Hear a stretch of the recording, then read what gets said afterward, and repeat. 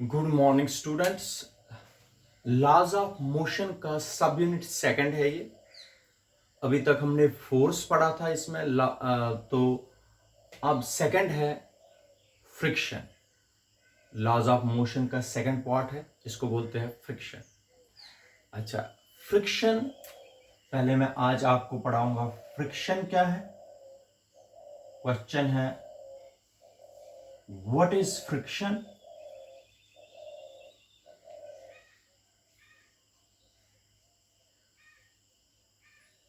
Explain the origin of friction. Explain the origin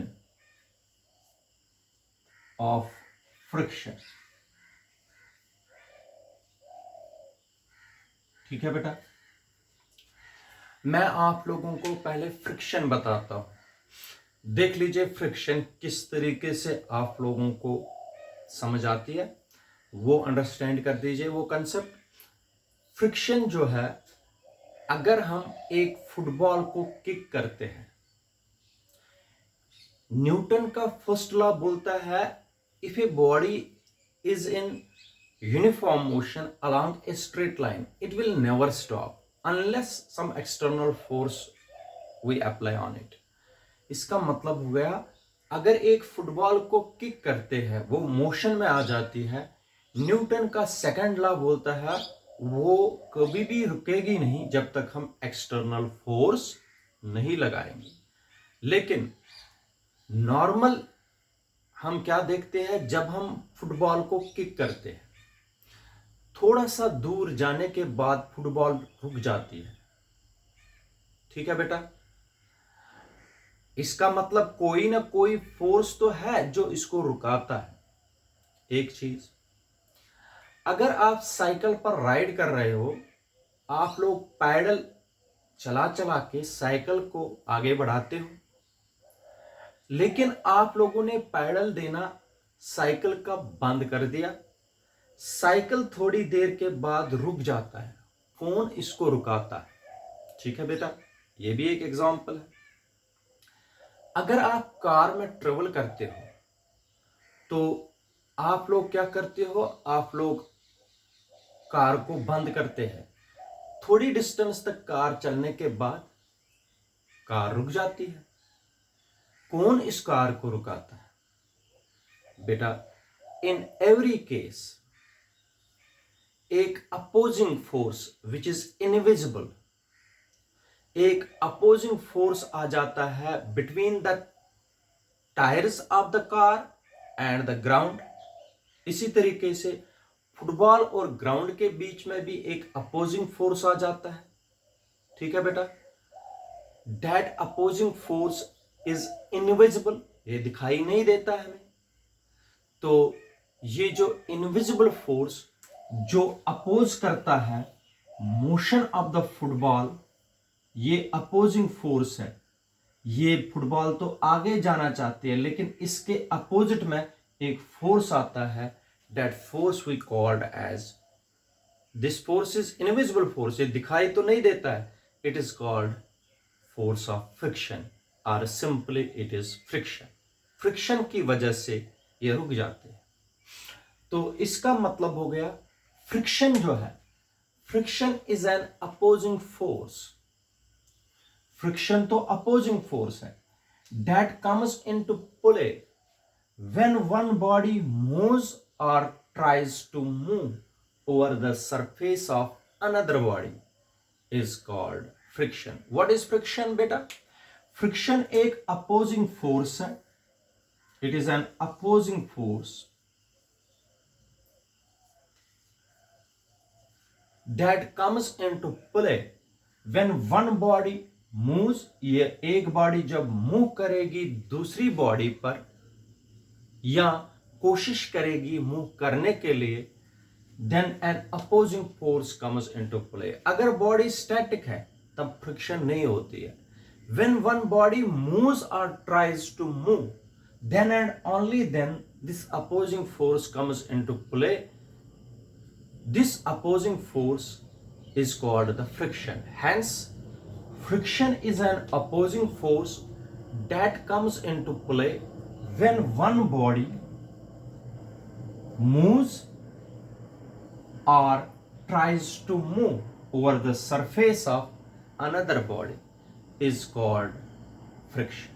ठीक है बेटा, तो इसमें आप लोग स्लाइड करके भी ले बॉडी जा सकती है, रोल करके भी जब बॉडी जा सकती है, तो उसका इसमें कोई इशू नहीं है. Now explain the origin of friction. क्या है ओरिजिन फ्रिक्शन का, कैसे आती है फ्रिक्शन? दोनों में आप लोगों को समझाता हूं. एक तो ओल्ड व्यू है,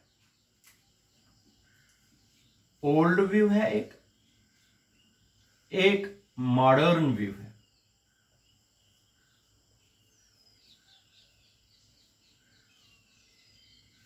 मॉडर्न व्यू और ओल्ड व्यू के हिसाब से हम देखेंगे ओरिजिन क्या है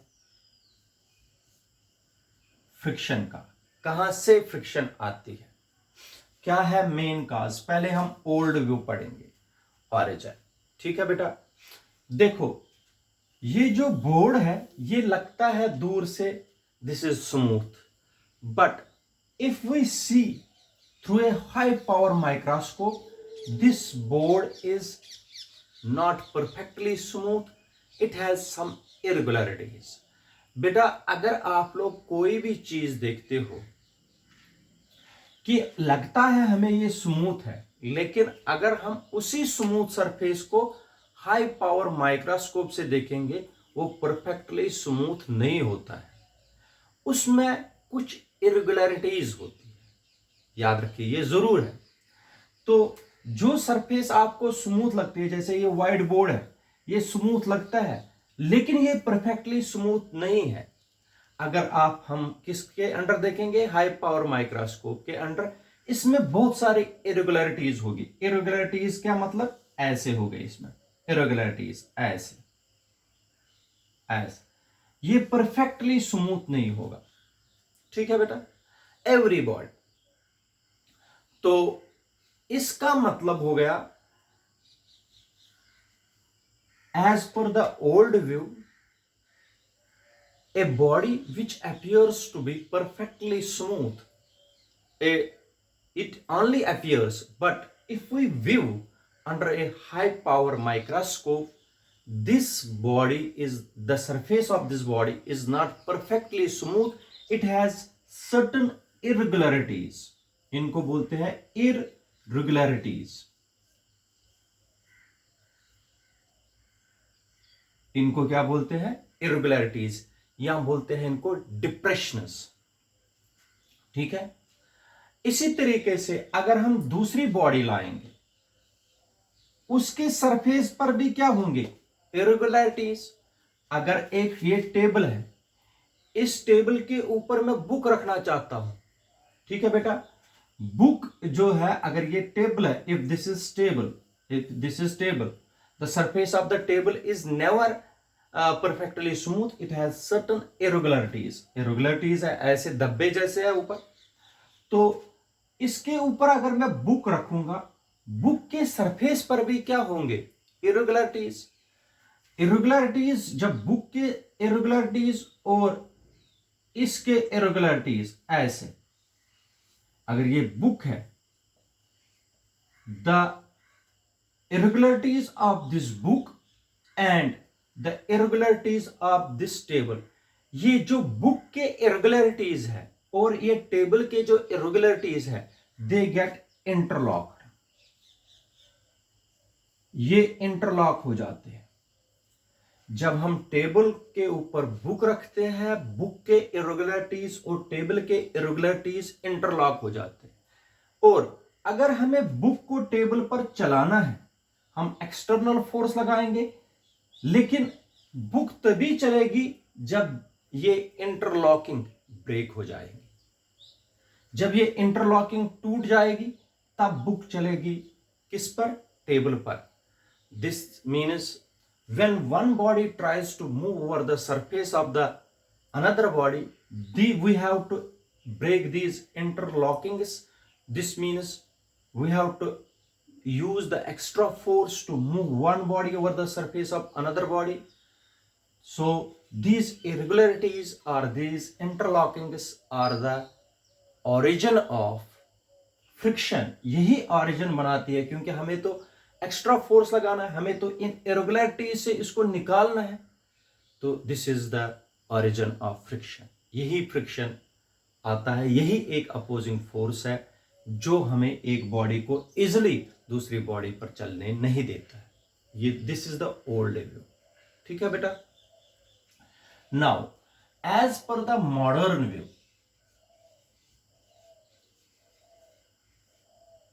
मॉडर्न व्यू क्या है बेटा, आप सबको पता है, जो एडहेसिव फोर्स होता है, ये याद रखना बेटा, adhesive force, the force of attraction between the molecules of the different substances is called adhesive force. What is adhesive force? अगर हम पानी एक गिलास में पीते हैं, पानी के ड्रॉपलेट्स चिपक जाते हैं वॉल ऑफ द गिलास के साथ। ठीक है बेटा। गिलास के सरफेस के मॉलिक्यूल्स और वाटर के मॉलिक्यूल्स में जो फोर्स ऑफ अट्रैक्शन है, that is called adhesive force. हम पेस्ट करते हैं एक फोटोग्राफ, फॉर्म पर फोटो लगाते हैं with the help of Fevicol. That force of attraction between the molecules of the fevicol and the paper is an adhesive force. Adhesive force होता है बेटा ये। ठीक है। हम इंक से बोर्ड पर लिखते हैं, इंक के मॉलिक्यूल्स और बोर्ड के मॉलिक्यूल्स के बीच में जो फोर्स ऑफ अट्रैक्शन है, दिस इज एडहेसिव फोर्स। ठीक है। अगर मैं एडहेसिव फोर्स की बात करता हूं, एडहेसिव प्रेशर, एडहेसिव प्रेशर होता है फोर्स अपॉन एरिया। ये याद रखना बेटा, एरिया कम, एडहेसिव प्रेशर ज्यादा। ठीक है। एडहेसिव प्रेशर ज्यादा, फोर्स ऑफ एडहेजन या एडहेसिव फोर्स भी ज्यादा। एडहेसिव प्रेशर ज्यादा, एडहेसिव फोर्स भी ज्यादा, याद रखना बेटा। ठीक है। ये मैंने पहले ही बता के रखा। Now according to modern view, अगर एक बॉडी है विच हैज सर्टन इरेगुलरिटीज, ऐसे